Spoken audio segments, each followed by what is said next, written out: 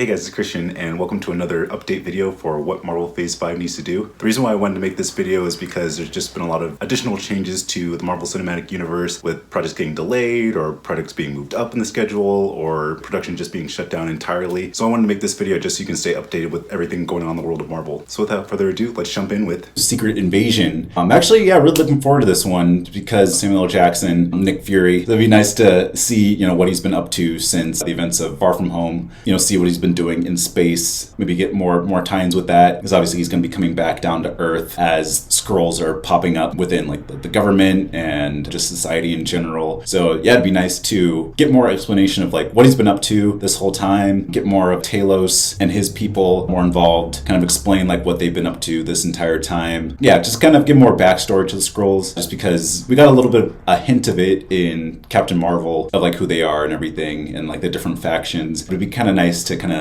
dive into them a little bit more, what are their motivations, why are they here, why do they want to bring down the Marvel Cinematic Universe and the society and everything. So actually a few months back we actually got a trailer and a release date for Secret Invasion, and it's actually going to be coming out on June 21st. And the premise is that Nick Fury is supposed to be uncovering a conspiracy of a sect of Skrulls kind of infiltrating the positions of power within the government, and he recruits Talos and Everett Ross and Maria Hill. I actually just found out that Emilia Clarke is going to be playing a character named Gaia. She's supposed to be the daughter of Talos, and her character was introduced in Captain Marvel when she was just a little girl at that point. And apparently they're supposed to be kind of have a tension-filled relationship in his sect of Skrulls that were introduced in Captain Marvel. And the whole backstory is that he's supposed to be finding a home for the Skrulls, but he failed, so to speak, and Gaia and the rest of his Skrull set kind of turned away from him, and now they have this kind of awkward tension-filled relationship. He also got confirmation on a couple of the cast members. There's an actor named Bensley King Adir, and he's going to be playing a character named Gravik, and he's supposed to be the leader of the Skrulls that kind of broke away from Talos' faction and is infiltrating Earth's government. We also got confirmation that Dermot Mulroney is supposed to be playing the President of the United States, and that James Rhodes is supposed to be kind of his right-hand man, and he's supposed to be kind of trying to do all the dirty work that the President's kind of trying to sweep under the rug. And him and Nick Fury are supposed to have a tension-filled relationship as well, just because Nick Fury's been away off planet and just doing all this stuff with the Skrulls off world. There's also a strained relationship with Maria Hill and with Everett Ross, just because they've been kind of left alone on Earth trying to deal with all these problems with the government and everything. And then when Nick Fury comes back to Earth, there's just this awkwardness between them. So now you kind of have Nick Fury and Talos with these kind of tension-filled relationships between their previous relationships and everything. So yeah, it'd be interesting to see their whole dynamic once they actually kind of return within this plot and see how they deal with all this kind of conspiracy theories and everything that's going on within the government of the United States. And finally got confirmation on the character that Olivia Colman's gonna be playing. She's gonna be playing a character named Sonya Falsworth, and she's supposed to be kind of the head of MI6. And apparently she was an old ally of Nick Fury back in the day, and her whole mission is to protect the national security of England. So it looks like this will kind of be a global invasion of the Skrulls. Because I know this is based on the Secret Invasion comic series, but I have a feeling they're not gonna stick to that, because I read up on it and I was just yeah, they're not gonna stick with that. So I think it's gonna be more of a smaller scale type story, which is totally fine with adapting, because I know it's a huge series, and I think this is just gonna be a 6-episode series. So just kind of have it more self-contained and more focused on Nick Fury and Agent Ross and Marie Hill and all these new characters who are trying to deal with everything, and Rhodey as well. Will be really cool, kind of like a spy espionage paranoia thriller where you don't really know who's who within the government. So I think that could be a really fun idea for a show. I also read up that we're going to kind of explore more of Nick Fury's past and some other characters as well. I know we got a little bit of it in Captain Marvel, kind of what I was saying earlier, how Nick Fury got into S.H.I.E.L.D. and kind of how he rose up in the ranks. But yeah, it'd be nice to kind of get maybe every episode kind of has a flashback, kind of like Godfather Part 2 style, where they kind of flash back to Nick Fury's past of rising up in the ranks and how he became director of S.H.I.E.L.D., how he met Coulson, how he met Maria Hill, how he met Natasha Romanoff and Clint Barton and everything, to kind of get that kind of tie-in, because he's still a mysterious character. And I think having more explanation, more than there was in Captain Marvel, would be really good for his character. And I think we as fans obviously would like to see more of that. And I love Nick Fury. He's the one who started the Avengers in the first place. It'd be kind of cool to see how he created the Avengers Initiative, because we got a little bit of that hint in Captain Marvel, kind of how he kind of developed it, kind of how he had tabs on the different Avengers characters before he kind of brought them all together. But yeah, I'm really excited to see kind of a more grounded kind of spy espionage show within the Marvel Cinematic Universe. And another thing that I think would be really cool is if they kind of delve more deeply into the Kree Skrull War. So we got hints of that in the first Guardians of the Galaxy movie with the Kree, and then obviously in Captain Marvel with the Skrulls. So it'd be kind of nice to see what started the whole thing, maybe get some more flashbacks to that. So I don't know how much they're going gonna, explain all that. But, it would be nice to have maybe like the opening scene is like the origin of like why the Skrulls are enemies of Earth, why they made enemies with the Kree, maybe see more of that conflict, more of that war. Yeah, maybe we'll see more of like Ronan or more of Talos, but I know this is all just like speculation at this point. Like, I don't know if they'll kind of dive that deeply into it. I think it's going to be more of like the grounded story, like on Earth with Nick Fury and the other agents and everything. But yeah, it'd be kind of nice to see more of like Talos kind of explaining what happened back in the day with the war and everything, and like what caused it. And then lastly, I think just setting up Rhodey for Armor Wars, because I think that was originally going to be a series, now it's going to be a movie that kind of got pushed back. But yeah, it was kind of nice seeing Rhodey in Falcon the Winter Soldier for like a brief second. So it'd be kind of nice to see him in a more of like a bigger role within the Marvel Cinematic Universe post Endgame. Kind of see him more involved in the government. Maybe we'll get more of like how he's reeling from, the loss of Tony, the tension he has with Sam Wilson about,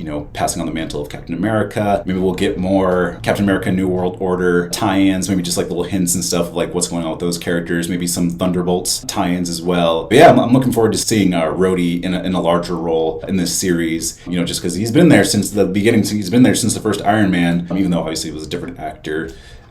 Don Cheadle instead of Terrence Howard, but his character of Rhodey was there. And I know there's like different theories and stuff that like Rhodey might be a Skrull, since it was Terrence Howard in the first Iron Man, and then the second Iron Man it was Don Cheadle, and then something looks completely different. It's like it's another black actor. Let's just it's fine. No one will notice. Like, let's get the lightest actor we can and then replace him with the darkest actor we can, and then have it be the same character. So yeah, sorry, little tangent, but anyway, back on track. I don't know how I would feel about him being a Skrull, but I mean, I guess it would kind of be like a meta joke or something that, suddenly he looks completely different from one movie to the next movie.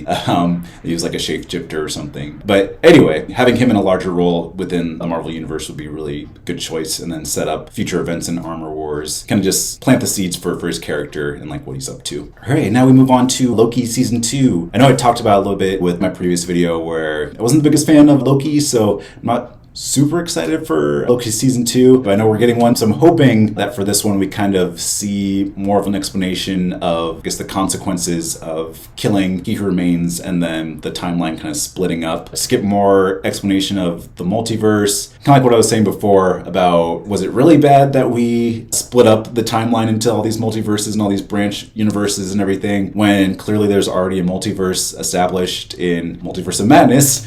So it's like, okay, do we create the multiverse in Loki, or was it already there? And maybe like these are all the variant universes where different versions of these characters from these multiverses appear. I guess that's just the confusing aspect of Loki, is that like, okay, where did the multiverse start? Who created it? Was it Loki who did it after Sylvie killed He Remains? So I hope they kind of tie that in a little bit more. Kind of like what I was saying earlier about like Phase 4, that just didn't really seem like there was like a lot of connective tissue. There wasn't really a through line. There wasn't really like a focal point of like where the multiverse starts and how it spreads out and everything. So yeah, I really hope they kind of just explain that a little bit more. Who knows, maybe Loki Season 2 will just be a fresh start, which I guess they're kind of hinting at the end of Season 1, where like nobody knows who Loki is. Mobius and Renslayer and all them, they kind of like lost their memories of Loki and everything. So yeah, we'll see what happens with that. Maybe they realize like, oh shoot, we kind of already explained that there's already a multiverse in Multiverse of Madness, so we kind of have to like retcon it in a way and kind of start everything over. So hopefully they talk about that a little bit more. But yeah,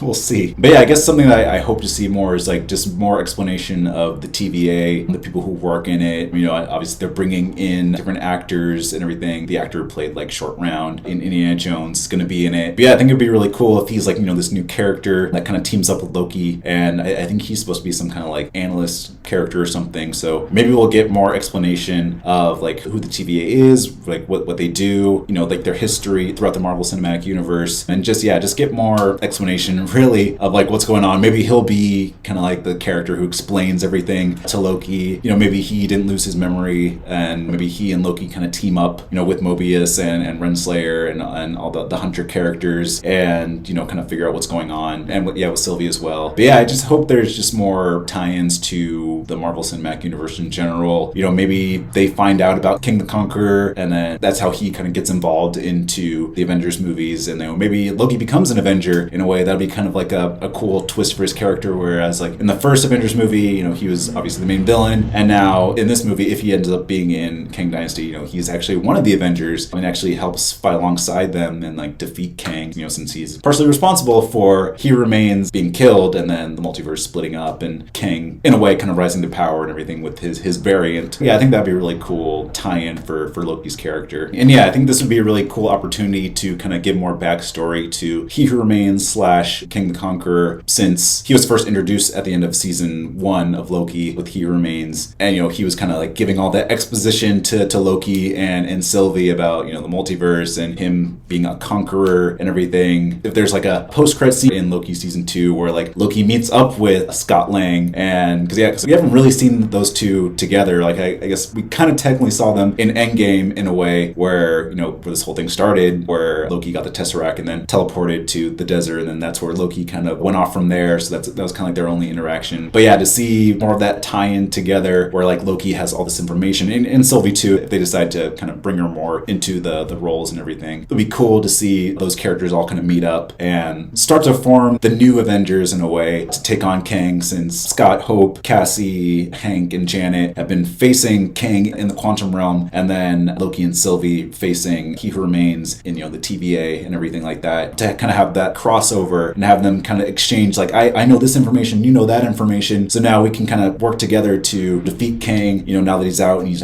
conquering everything. I think that'd be really, really cool to have like that sort of tie-in and that sort of connected tissues. So we'll see what happens with that, but I think it'd be really, really exciting if they actually do that. Hey, just jumping in again, I just wanted to address the post-credit scene in Ant-Man the Wasp: Quantumania, where Loki and Mobius actually go back in time to like the early 1900s and go to the expo with Victor Timely, which is one of Kang's variants. And there's like theories going around that the presentation that he had is kind of like setting the stage for the TVA, the Time Variant Agency. Obviously, Loki's like very much in shock. So we'll see how that plays out in Loki season 2. So I'm actually, yeah, kind of excited for that. I'm glad they're finally kind of addressing all the branch timelines problem that they had at the end of season 1, and they're kind of showing the steps of how they're trying to resolve it. So we'll see how this ties in more to Kang Dynasty and Seer Wars, and especially with the other post-credit scene where we see like all the different variants of Kang kind of all assembled together. So yeah, we'll see how it goes. But yeah, I'm glad that one thing that Ant-Man the Wasp: Quantumania did right was setting the stage for the future of Phase 5 and Phase 6. So we'll see how that goes. So we actually got confirmation that the second season of Loki will be dropping on October 6th. Also, there are rumors that Jonathan Majors' role might be reduced significantly in this series just because of all the allegations of abuse charges and everything. So Disney's reportedly taking him out of the marketing just to kind of distance themselves from the trial that's going on with all these allegations. So we'll see what happens. And, you know, speaking of which, now there are rumors that if the charges are actually confirmed, that Jonathan Majors might actually be removed as Kang from the MCU and might be replaced by another actor. So we'll see what happens. You know, Disney's kind of in like in an awkward position right now with having, you know, Jonathan Majors being the face of the MCU, being like the brand new villain and everything, you know, setting up Kang Dynasty and Secret Wars. So they're definitely going to have some backup plans moving forward, you know, just in case these charges are brought to light and, you know, Jonathan Majors is sent to prison for his accusations and everything. So we'll see what happens. But I mean, hopefully the allegations aren't true and that he's proven innocent, that he can continue to be Kang throughout the rest of the MCU, and that his presence in Loki season 2 will, you know, continue to be what it is. But yeah, I guess we'll see what happens on October 6th. But yeah, that's only the real update with that one. All right, now we move on to the Marvels. And with this one, I'm pretty excited for. Not super crazy excited, but I think it could be interesting. I think the thing that is kind of drawing me to it the most is the whole switcheroo aspect, where at the end of Miss Marvel, you know, she, you know, tries to activate her powers and then she suddenly transported somewhere else, and then Carol Danvers' character kind of gets teleported to her dimension. I think that'd be a really cool twist. I know eventually they'll all kind of group together and, you know, be the Marvels and everything, but to have like maybe like the first act of this movie kind of be kind of like the switcheroo that these characters are going through, be a really fun aspect and kind of get fans on board with this storyline and everything. But yeah, I think the thing that I'm most excited for is kind of seeing these characters in like unfamiliar situations, seeing Captain Marvel suddenly in this teenage girl's bedroom in New Jersey. It's like, wait, what the heck is going on? I think something that Marvel should do, which I'm hoping they do with Captain Marvel's character, is kind of like humble her character down a little bit more, just because, especially in Endgame and kind of in Captain Marvel, she's kind of like this OP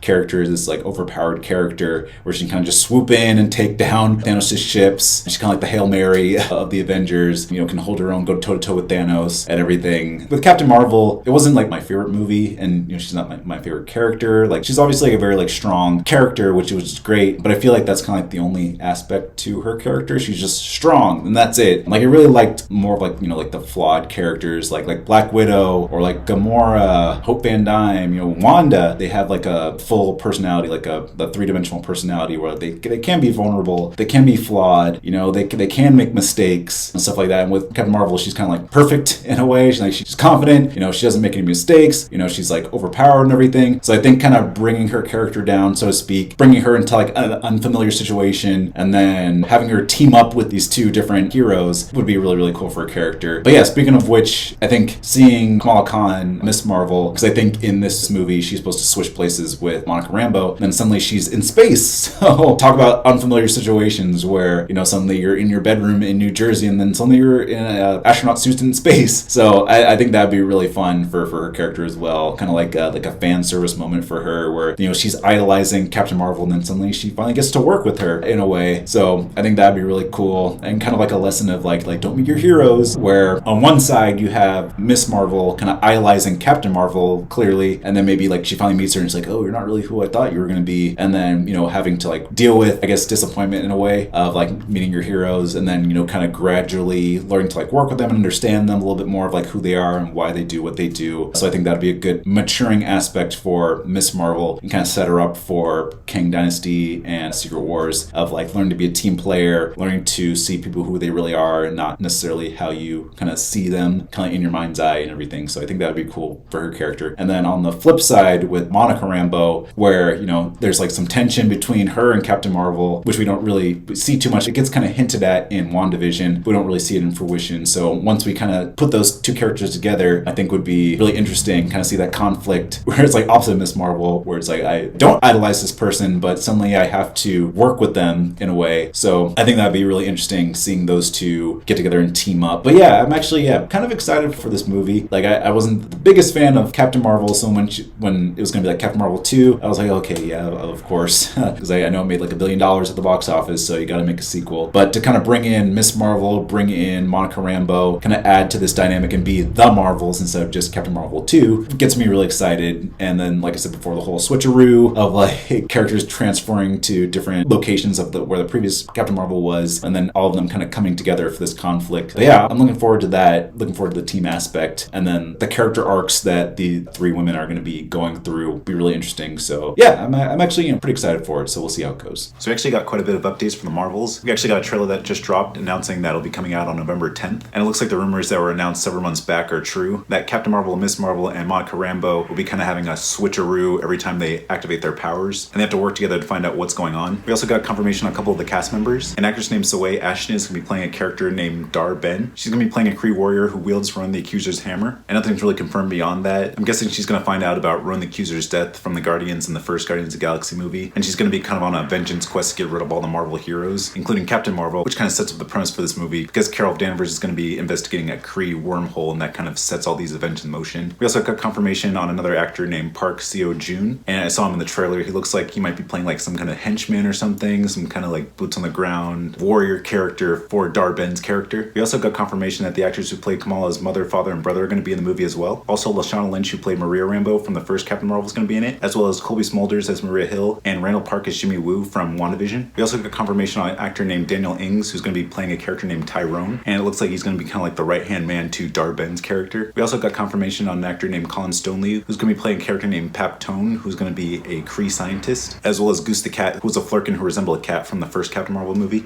Oh yeah, and lastly, hopefully they'll have more of like a tie-in of maybe like a Nick Fury tie-in to like see like what, you know, what he's doing with the Skrulls, and then kind of setting up this new Avengers aspect. Obviously he was in the first Captain Marvel movie, and he has a relationship with Captain Marvel and with Talos and the Skrulls. So it'd be nice if maybe there's like a little tie-in at the end of this movie that kind of ties back into Secret Invasion, because chronologically Secret Invasion comes first, so maybe there'll be like a tie-in to the Marvels at the end of Secret Invasion, and then we kind of get more of like Nick Fury's role in the MCU, just because based on like the lineup that we have right now for Phase 5, it seems like he's going to have like a really significant role. Yeah, it's nice to see Nick Fury kind of like a bigger player in the MCU like he was in Phases 1 through 3, and kind of set up this next generation of Avengers to kind of set the stage for Kang Dynasty and Secret Wars. So yeah, we'll see what happens with that, but at least for now, you know, if they do end up killing him off, you know, they have more than enough heroes to take on Kang and Kang Dynasty. So we'll see what happens with that. But yeah, I just wanted to kind of mention that briefly. basically. All right, and then we move on to Echo. This one I'm pretty excited for. Not like super overwhelmingly excited about it. I really like the character of Maya Lopez in Hawkeye. I thought she was a really interesting character. Not only the fact that she's deaf, but she's also, like an amputee, and she's Native American. I think bringing in those kind of demographics into the MCU would be really, really cool. But yeah, I'm really excited to see it. I think one of the biggest things I'm most excited to see is the fallout after the events of Hawkeye, where spoiler alert, she took the gun and like shot Kingpin, and I guess he survived because the camera pans up. We don't technically see what happened to him, but I guess news reports are saying that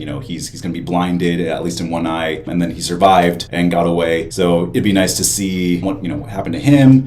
Set up the seeds for Daredevil Born Again. So I'm also excited. But as for this one, this one's supposed to center around Echo's familial ties to the Native American culture, and I think that would be really cool because that's something we haven't really seen in Marvel Cinematic Universe, is kind of like Native American culture, or just films in general. We don't really see a lot of that, so it'd be kind of nice to see how she kind of goes from the head of the tracksuit mafia and then kind of coming back into kind of this normal life on this Native American reserve and everything. Obviously, she's going to kind of be drawn back into the action because Kingpin's not going to like lay down quietly and everything. He's obviously going to come back and retaliate. It'd be really cool to see how she's trying to adjust back to her culture, and then suddenly this impending threat comes on to her land and her people, and she has to really become like a hero. I'm not really sure how it's going to tie into like the overall Marvel Cinematic Universe. Like I assume she's going to be a hero and then fight alongside the Avengers and everything. But yeah, I guess that's the only thing, is like I don't really know if this is going to be more self-contained or if this is going to like really lead into Secret Wars and King Dynasty. Like honestly, I'm not really familiar with her character at all in the comic books, so correct me if I'm wrong, if she's more front and center in the comic books and everything. But at least as far as the movies and films and stuff, I'm not really sure how she's going to tie in. Like maybe there'll be like a cameo from Hawkeye or from Kate Bishop's character, and they kind of like they tell her about the Avengers, like, oh, there's this initiative and we need more recruits. So I think that'd be cool because like she was a really interesting character in Hawkeye. Yeah, she kicked a lot of butt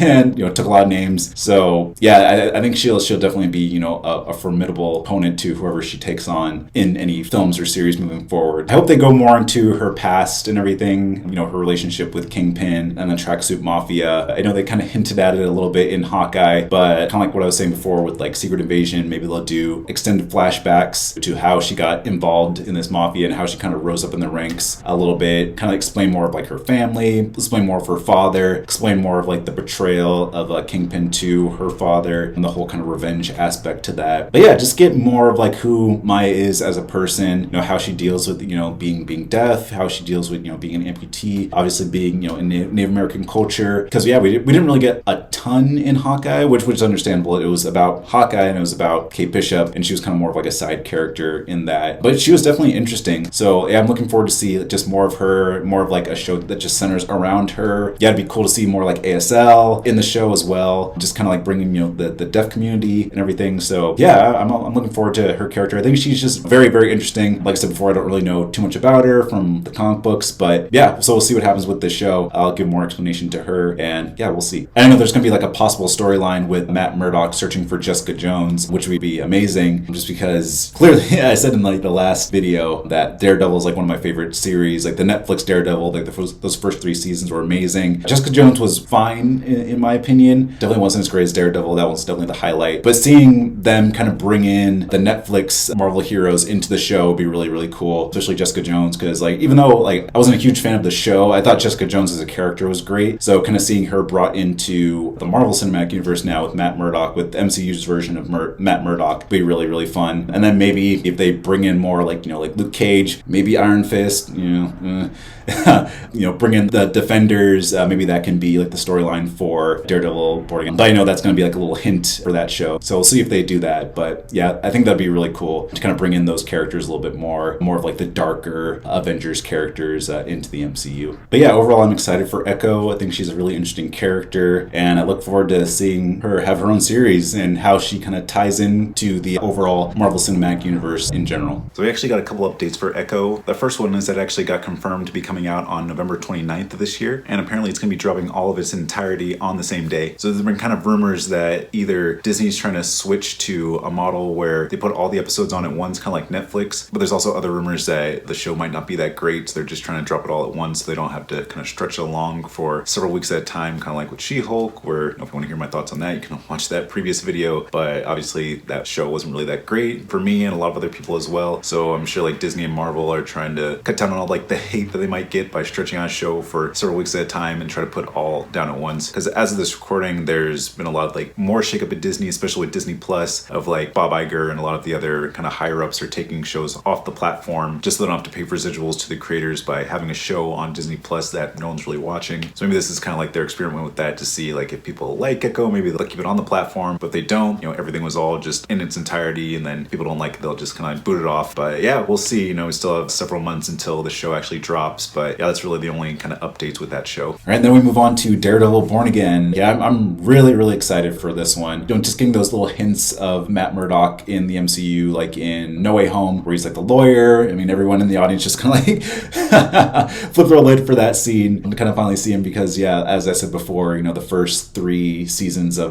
Daredevil on Netflix were some of my favorite series. It was probably was my favorite Marvel Netflix series at the time. So to see him finally back in the MCU, I know he was in She-Hulk, which was clearly the best episode in that show. If you want to hear my thoughts, you can watch my previous video on that, but I won't dive into that. But yeah, just seeing him in the MCU, seeing Wilson Fisk as Kingpin, hinted at in Hawkeye, and then finally he's going to be in this Daredevil Born Again show. It's going to be really, really fun. And I think I read reports that they're not going to continue the storylines that they left off from the Netflix version. This is going to be a whole new story, clearly Born Again. So yeah, we'll see what the tone is for this one. Is it going to be like a lighter tone? Are they going to keep the dark aspects of the show? I think if they kind of like had a mixture of both, because clearly Marvel's not afraid to have like a darker tone in their shows. Like Werewolf by Night was definitely very violent, where I was like surprised, like, oh shoot, this is on Disney Plus. But I mean, I didn't mind it, but I was just like, yeah, if you have kids watching the show, it's like, oh shoot, just based on the tone they had in Hawkeye, kind of having like that kind of TV-14 aspect to the MCU, I think would be really cool, where it can be violent but not too violent, which I think they can do perfectly. Just based on even like past movies, like Civil War, like Infinity War, there's like some pretty brutal scenes in those movies. Anything the Russo brothers touches, like you get that gritty feel. So having that in Daredevil Born Again, I think would be really, really cool. Hey, just jumping in again. So I found out that John Bernthal is actually going to be casted in Daredevil Born Again, and he portrayed Frank Castle / the Punisher in the original Daredevil series. And I guess there's kind of like some discussion of like how violent is he going to be, how Disney Plus friendly is he going to be. And as I talked about previously,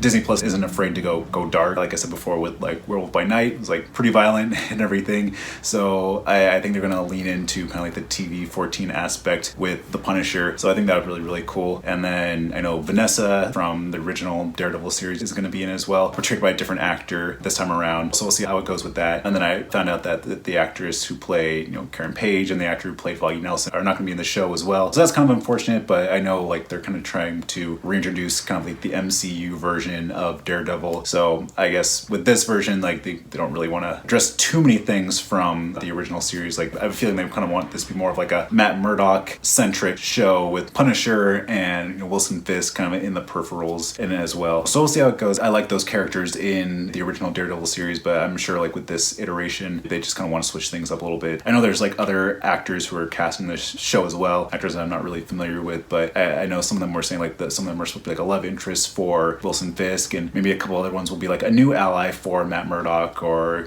stuff like that. Yeah, I'm definitely excited to see the Punisher in this new show, and yeah, we'll see how it goes. I think what they can really draw from is kind of like the whole duality with Daredevil, where we have like, he's a lawyer by day, superhero by night, which they hinted at in No Way Home and in She-Hulk, but now they can really kind of get into that a little bit more, where She-Hulk, kind of failed. This can be part lawyer show, part superhero show, where, maybe every episode he's dealing with a different case, where, this can kind of be like the reboot, so to speak, of She-Hulk, which She-Hulk tried to do, where, it can be like a procedural drama in the first half of the episode, and like by the second half of the episode, it can be like he can be, taking on criminals and everything, and kind of show that duality. It's just like, okay, do I take on these criminals in court, or do I take them on in the streets with my fists? I think that would be a really cool, interesting aspect for his character. Charlie Cox is great. He's like, he hasn't made anything bad in the MCU ever since being in it, so I think he can bring a lot of like gravitas to that role, and and kind of bringing that duality and that conflict that he has. Yeah, I'm really excited about that. And then as for Wilson Fisk, I know this one, he's going to be injured. So I don't know if this is going to take place before the events of Hawkeye, or if it's going to be kind of leading up to those events, or if it's going to just take place afterwards. But I think having the setup in Hawkeye, the through line in Echo, and then having a resolve in Daredevil Born Again would be really cool for his character. You know, I don't really know what his arc is going to be in this. I don't know if he's going to be like a super huge villain, bent on revenge for all these Marvel heroes, or if he's going to be like more humbled in a way, because he kind of had that side in the Marvel Netflix version where he kind of had, you know, the sensitive side, you know, with Vanessa, his wife. So yeah, maybe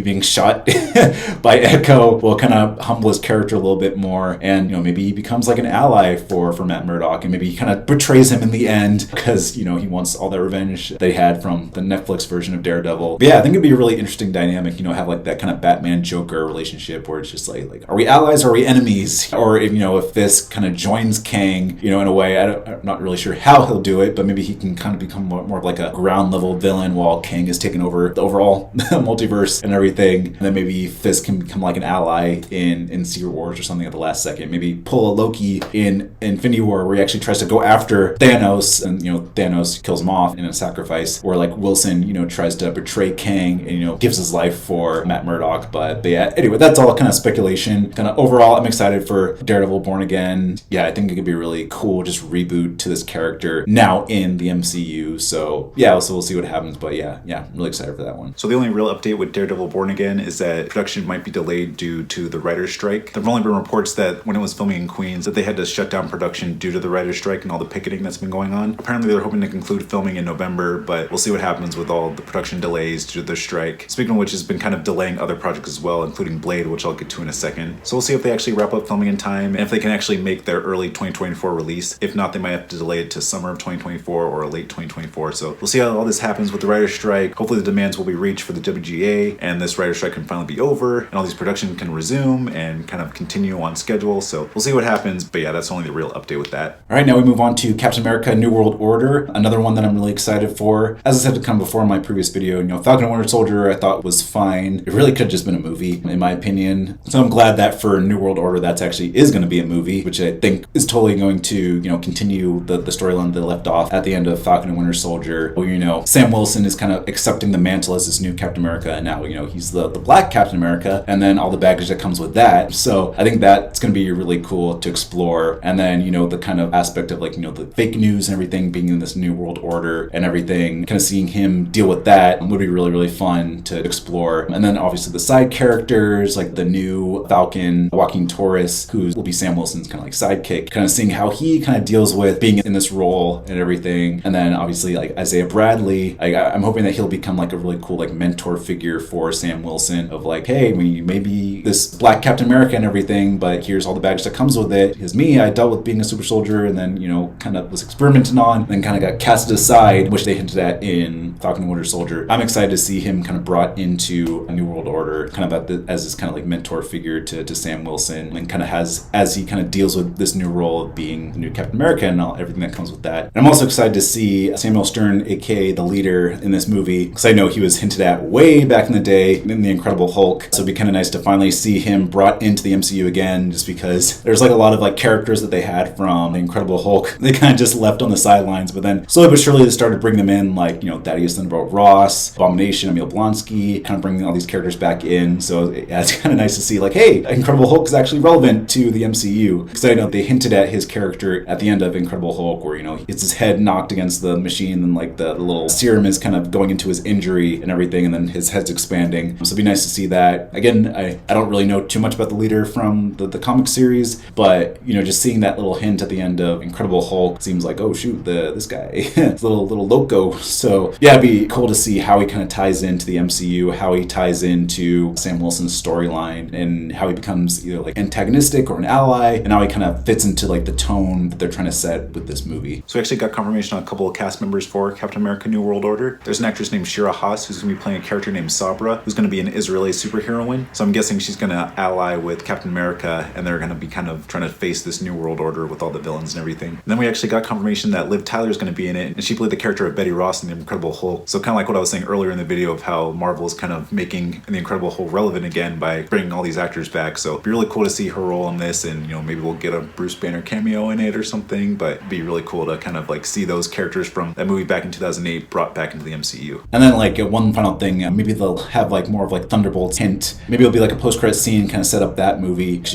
Bucky Barnes is going to be in Thunderbolts, as well as Sam Wilson and Val, and they were all characters from Falcon and Winter Soldier. Kind of cool to see like connective tissue between those two movies as well. Kind of see like, hey, yeah, whatever happened to Bucky? Maybe this can be like a post-credit scene to set up the Thunderbolts and everything. So yeah, it'd be nice to see that. Yeah, and also be cool to see Harrison Ford replacing William Hurt as Thaddeus Thunderbolt Ross as well. Just because obviously I'm a big Harrison Ford fan.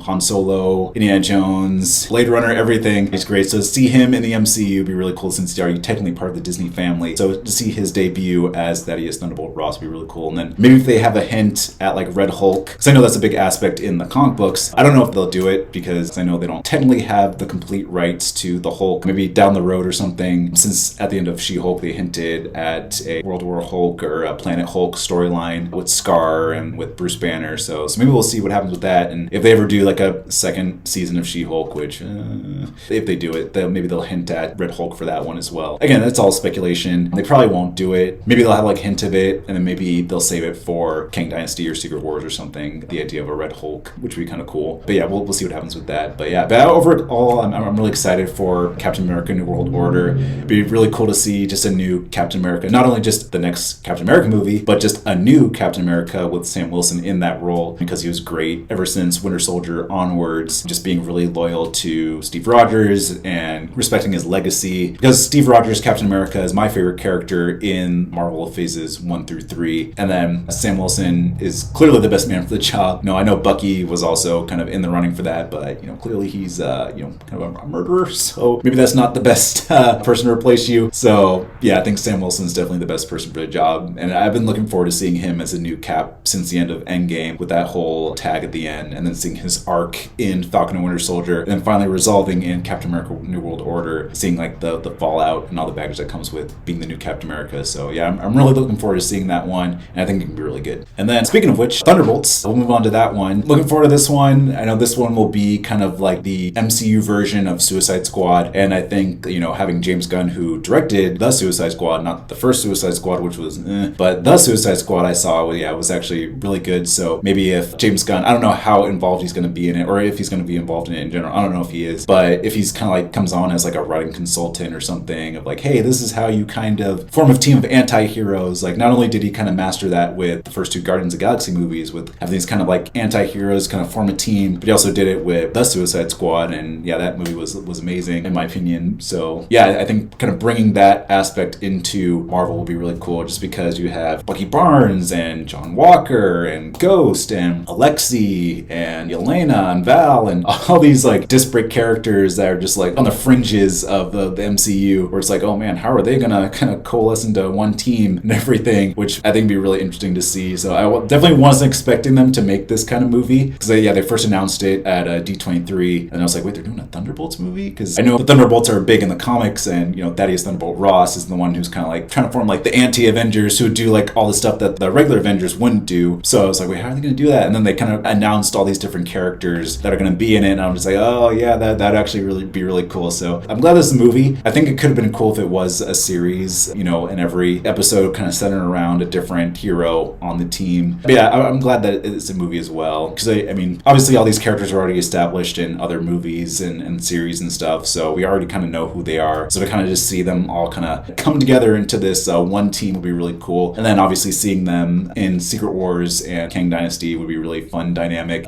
kind of bending the rules in a way of like what it means to be a hero and what it means to like fight all these supervillains and stuff. So I think they'll have a really fun dynamic. So yeah, I'm really looking forward to this movie, and I think it could be really, really good. But yeah, I'm already kind of imagining like the different character dynamics, like kind of like how it was in the first Avengers movies, where all these characters just hate each other. Like, it'd be interesting to see Bucky Barnes and John Walker on the same team, how they kind of conflict, how Yelena and Alexei kind of conflict, because yeah, we've kind of seen them all in these separate movies and series, so to have them all come together would be really entertaining to see their interactions and everything. And then maybe they'll kind of tie it into Quantumania, since I know Ghost is going to be in this movie. Maybe the post-credit scene will be an interaction with Ghost and Janet, since they kind of had like this a alliance to kind of help Ghost kind of, get over her illness, her transparent abilities to kind of, solidify herself and everything. So it'd be kind of nice, like that would be like the hint to kind of draw them into this whole multiverse saga and everything, where there would be like a post-credit scene where like Janet mentions Kang and how they need more allies to face Kang in this threat, and then, maybe can throw like Loki and Sylvie in there as well, have that whole dynamic. But yeah, overall, I'm really looking forward to Thunderbolts. I think it'd be really cool. I mean, I love all these different characters that are on the team, and I think their dynamic just in general will be really fun, and then how they're kind of brought into the multiverse saga would be really, really interesting as well. So yeah, I think there's really a lot of hope for that one. So there's actually been a couple updates with Thunderbolts. A writer named Lee Sung-jin is going to be rewriting the script, and originally it was done by a writer named Eric Pearson, who wrote Black Widow and Thor Ragnarok. So I guess he's just doing another pass on the script, probably due to Marvel's kind of tweaking of the different projects that are currently going on. And it looks like it's going to be a team up between the director, Jake Schreier, who they worked together on a show called Beef for Netflix. As for the casting announcements, Steven Yeun, who worked with Jake and Lee on Beef, has been cast in an undisclosed role. And then an actress named Ayo Edebiri, who's on the ethics show The Bear, is also cast in an undisclosed role. So we'll see who they end up playing. Maybe they'll be good guys, maybe they'll be bad guys, maybe they'll be some kind of anti-heroes kind of in the gray area. But yeah, I'm excited for these casting announcements, and we'll see what happens. And originally they're going to be filming in June, but then due to the writer's strike, production's been delayed along with other projects, which I'll get to in a second. So once again, hopefully we'll see if this writer's strike will end pretty soon, and then all these productions can continue moving forward. But yeah, that's been the latest for that project. We'll move on to Blade. I don't really have too much to say about this one. I'm really excited to see Mahershala Ali in the role of Blade. I loved him in Luke Cage. He was definitely the best part. Or spoiler alert, they killed his character halfway through the series. I'm just like, what? And I think anything that he was in was definitely the stronger half. The second half of that season was just like, eh. Yeah, he was definitely the best part of that show as Cottonmouth. And then him as Uncle Aaron in Spider-Man Into the Spider-Verse. He has that great voice, that intimidating voice, and then also as a Prowler as well. It was cool. So it was kind of like finally seeing him, as a hero in the MCU would be really cool. I haven't seen the original Blade. I've seen the second one, but I haven't seen the other ones. But I really like the tone, the aspect of those movies, kind of like the darkness, fighting off vampires and everything, and bringing in the fantastical side of the Marvel Comics into the MCU would be really fun, because I know they kind of hint at Moon Knight, and with Werewolf by Night, maybe they're forming kind of like the Midnight Suns. Again, I'm not really familiar with that storyline, but I know like a lot of friends of mine were talking about that, so I think that could be cool. Kind of like what I was saying in my previous video, where like they kind of have like this dark Avengers universe where they can all kind of team up. You have werewolves and vampires and mummies and stuff like that in the MCU on a team. Like maybe this can be like their version of the Universal monster movie universe that they were trying to start with The Mummy with Tom Cruise, but that didn't go well. So maybe this is kind of like their version. It's like, hey, we're doing our own version here. Sorry for you guys, but at least we're succeeding. But they probably won't do that. But yeah, just seeing more tie-ins with Eternals, just because so far there's not really anything that's kind of hinting at Eternals at all. So I think kind of bringing them into the story would be really cool. Maybe like this is another aspect to bring them in, because of the post-credit scene of that movie was Blade talking to Dane Whitman's character, talking about the Ebony Blade, and kind of tying that in, because that's the tool that both their characters use in the comic books. I read up on that. Having them be brought into the story through this connection between Blade and Dane Whitman would be really cool. And then also kind of tying that into Adam Warlock, maybe having an alliance with Pip at the end of Eternals, kind of bring in those two worlds together. It'd be really cool. So you have like Adam Warlock, Pip, the Guardians, Blade, Dane Whitman, Eternals, all kind of forming this alliance, and then them kind of moving on into the larger MCU, and then facing Kang in Kang Dynasty and Secret Wars would be really cool. Yeah, kind of like what I was saying earlier, I think Phase 5 is kind of what I wish they started up Phase 4 with. Maybe I'm kind of like overthinking it, but I guess Phase 4 was really just kind of the introduction to some of these essential characters, tying up loose ends from Phase 3, and then setting up stuff for Phase 5. But it's kind of nice to see, like, okay, now things are starting to roll out with this multiverse saga. Things are finally starting to connect. Things aren't just kind of thrown randomly at the walls. Things are really, starting to come together. So yeah, I'm really excited to see that kind of connective tissue finally, and everything kind of come together for the next Avengers movies in Phase 6. So yeah, to kind of bring it back to Blade, I'm glad that they kind of have that tie-in to the larger MCU. But yeah, again, I don't really have too much to say. I know it got pushed to 2024, so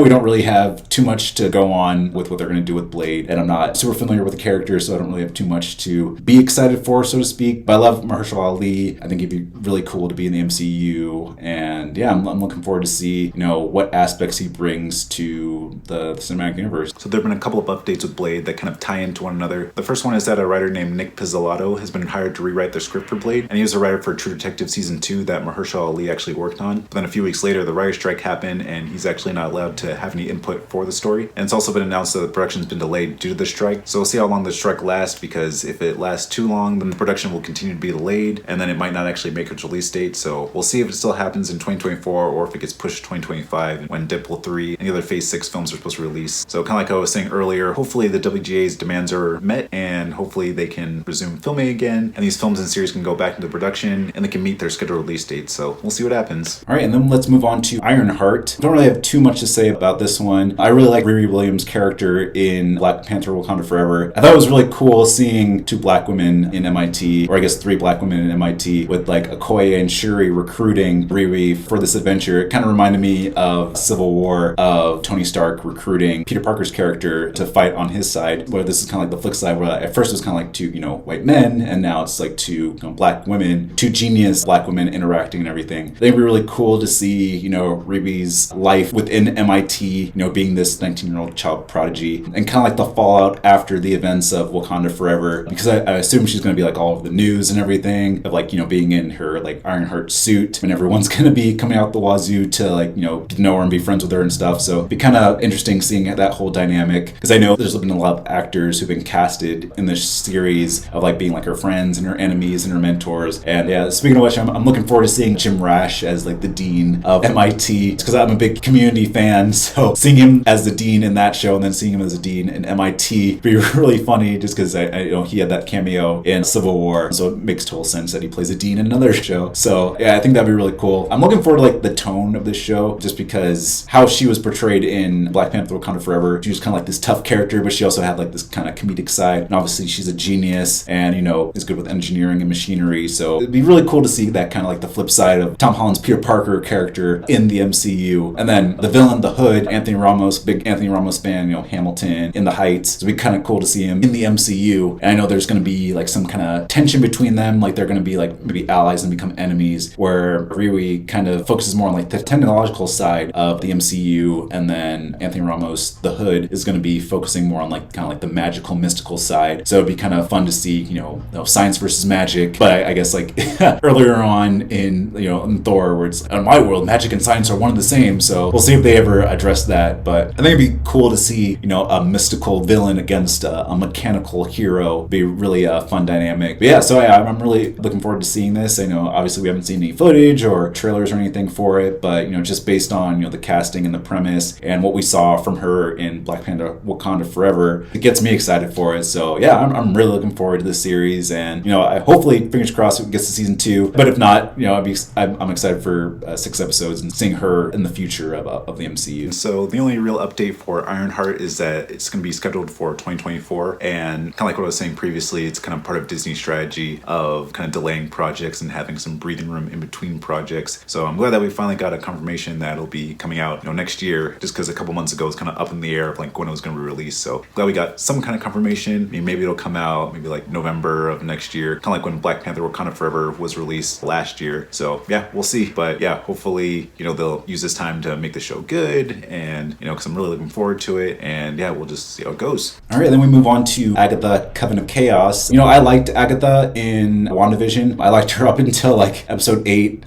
Episode 9, she kind of became like the typical Marvel villain of like throwing her her purple energy at Wanda, and became just like this big CGI battle. Kind of like what I said in my previous video. I think it would have been interesting if at the end of episode 8 of WandaVision, instead of her becoming like the main villain, fighting Wanda, maybe she became Wanda's kind of dark mentor in a way, and like she introduces more of the dark hold. She kind of snaps Wanda back to reality. It's like, hey, you created this reality in Westview with this fake Vision and fake Tommy and Billy, but hey, I can tell you about a dimension where you can visit the true forms of Billy and Tommy. You can be with them. And that could have been a cool episode 8 twist, where they actually have to form an alliance to kind of figure out more of like the dark magic, and have her become the Scarlet Witch, and tap into like the dark side, and tap into like those multiverse aspects and everything. So I thought that would have been cool. Clearly didn't happen. Coven. She they kind of had their big battle, and then Wanda turned her back into Agnes, and she was like this normal, nosy neighbor and everything. So it'd be interesting how they're going to tie that in. I don't know if it's going to be a sequel or a prequel. You know, if it's a sequel, then they'll have some things to figure out. But if it's a prequel, I really liked the flashback episode in WandaVision. They showed how Agatha became, you know, this dark witch, and, you know, just